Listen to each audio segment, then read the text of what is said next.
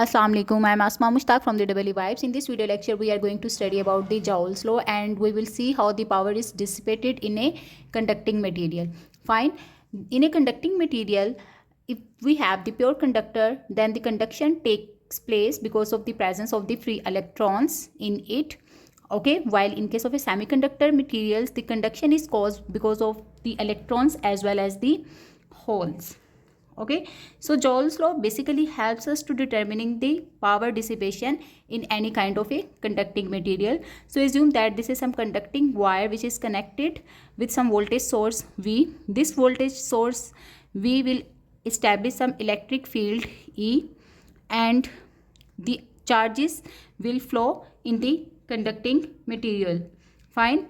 Assuming that this medium contains the free electrons and the holes with the volume charge densities rho VE and rho VH respectively, where the rho VE represents the volume charge density of the electron and rho VH represents the volume charge density of the holes.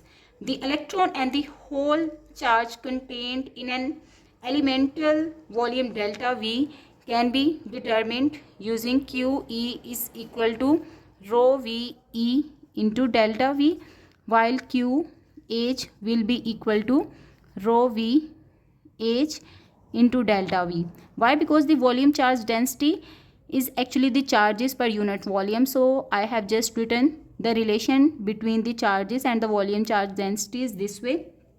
Fine.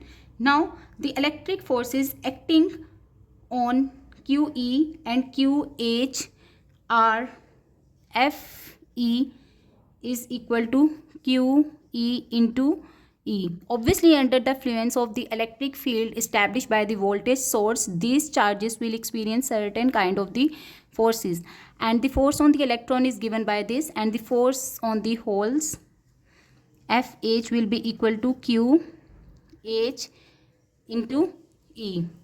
Let's just substitute the values of QE and QH in these two expressions and we will get rho VE delta V and then E as it is. Similarly, if you substitute the value of QH, you will get rho VH delta V into E. Let's just call these equations as equation number 1 and equation number 2. Okay, the work energy expanded by the electric field in moving these charges a differential distance delta L can be given as the dot product of the force into the displacement that they will cover. So W is equal to F dot B. So the differential amount of the work done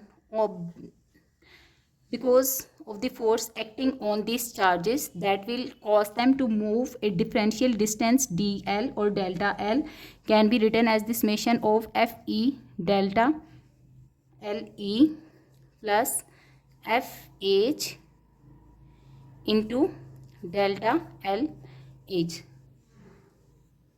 Okay, and if we try to relate this work done with the power, then we define the time rate of change of energy is known as the power. So delta P will be equal to delta W divided by delta T.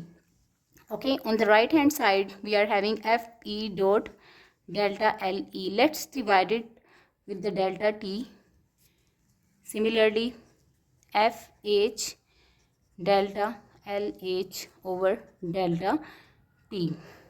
Now these two terms, we know that if we cover a certain distance in a differential time delta T, that actually results in the drift velocity, and this will represent the drift velocity of the electron and this will represent the drift velocity of the holes. Okay, so delta P will be equal to Fe into delta UE. We don't need to write delta over here, we will just write this is the drift velocity of the electron, then Fh into UH. Okay, from these expressions, equation 1 and 2, we will substitute the values of Fe and Fh, and we will get this will be equal to rho Ve into delta V E U E plus rho VH delta V E U H. Alright, we can take electric field E outside of this expression, and within the bracket we will have rho VE into UE plus rho VH UH, and delta V is also common from here. Now within this bracket the term corresponds to the current density which is denoted by J, so we will have E J into delta V. Fine. And also we know that J is equal to sigma into E.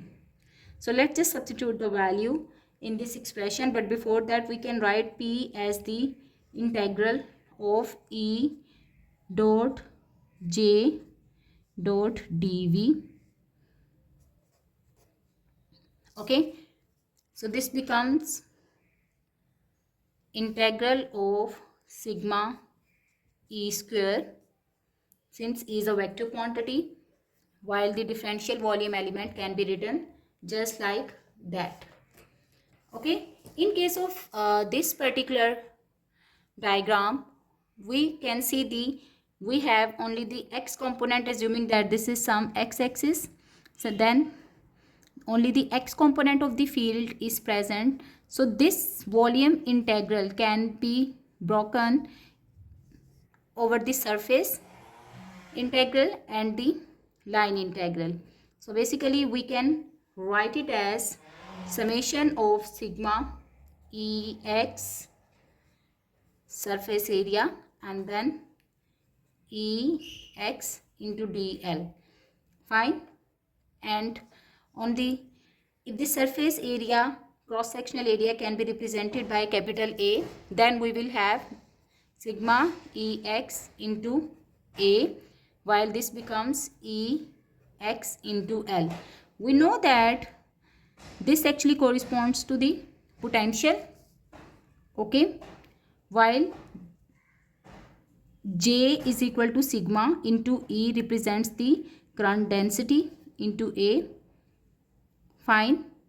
So this is basically the current flowing, or the current density per unit area corresponds to the current. So here we conclude that the power dissipated is equal to V into I for any kind of the conducting material, and this is the statement of the Joule's law.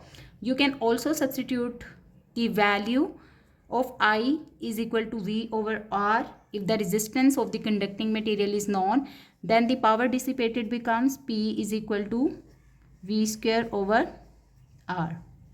Okay, thank you for watching.